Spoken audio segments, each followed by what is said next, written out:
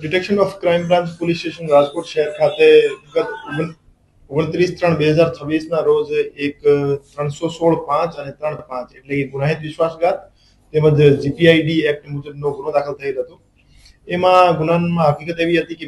Misha investment નામની પેઢી જે દુબઈ ખાતે રજીસ્ટર્ડ હતી, એમાં ઇન્વેસ્ટમેન્ટના નામે લોકો પાસેથી પૈસા ભેગા કરવામાં આવેલ હતા અને પછી એને ઊંચો વળતર આપવાની લાલચ આપી પૈસા લઈને આરોપી નાહી ગયા હતા। તો એમાં અમારા પાસે જે ભોગ બનનાર આવ્યા એને 1,74,93,000 રૂપિયા એ પેઢીમાં ઇન્વેસ્ટ કર્યા હતા અને એની બદલામાં એને 26 લાખ વળતર આપ્યો હતો અને પછી આરોપીઓએ પોતાનો ફોન બંધ કરીને ભાગી ગયા હતા। તો એમાં કુલ 4 આરોપી છે। એ પૈકી અરવિંદભાઈ લાલજીભાઈ ખૂંટ અને ગોરાંગ મનસુખભાઈ ખૂંટ નામના 2 આરોપી જે છે એને ઇકોનોમિક ઓફેન્સ વિંગના પીએસઆઈ શ્રી દ્વારા એની ધરપકડ કરવામાં આવેલ છે અને હાલમાં એ આરોપી પોલીસ રિમાન્ડમાં છે અને 3 દિવસના એના કસ્ટડી મેળવવામાં આવેલ છે અને આ સિવાય જે 2 નાસ્તા પડતા આરોપી છે એને પકડવા માટેની તજવીજ અત્યારે ચાલુ છે। એમાં એક મિશા ઇન્વેસ્ટમેન્ટ નામની એક પેઢી હતી જે દુબઈ ખાતે રજીસ્ટર્ડ હતી। એમાં ઇન્વેસ્ટમેન્ટ કરશો તો તમને ઊંચો વળતર મળશે અને એને મંથલી ઊંચા વળતરની લાલચ આપી લોકો પાસેથી પૈસા મેળવવામાં આવેલ હતા અને પછી એમને અમુક સમય સુધી વળતર આપી પછી આખો મૂડી અને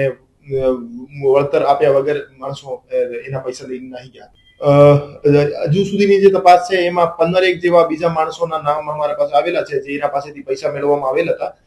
હું તમામ જાહેર જનતાને અપીલ કરવા માંગુ છું કે મિશા ઇન્વેસ્ટમેન્ટ નામની પેઢીના નામે તમારા સાથે પણ કોઈ છેતરપિંડી અથવા ઊંચા વળતરની લાલચ આપી પૈસા મેળવવામાં આવેલ હોય તો આપ તાત્કાલિક રાજકોટ આર્થિક ગુના નિવારણ શાખાનો સંપર્ક કરો અને એમને હું સાહિબ તરીકે અમે એડ કરી અને એના આરોપીઓ વિરુદ્ધ કડક કાર્યવાહી કરીશું। રિમાન્ડ દરમિયાન એક તો જે 2 બીજા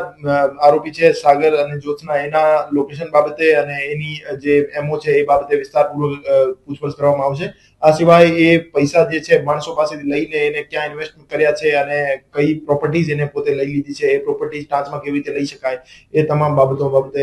અમે ઊંડાણપૂર્વક તપાસ કરીશું અને હજુ સુધીનો જે આંકડો છે છેતરપિંડીનો જે 1,74,00,000 જેવું છે અને બીજા માણસો અમારી પાસે ભોગ બનનાર આવશે તો એ આંકડો વધુ થવાની શક્યતા છે।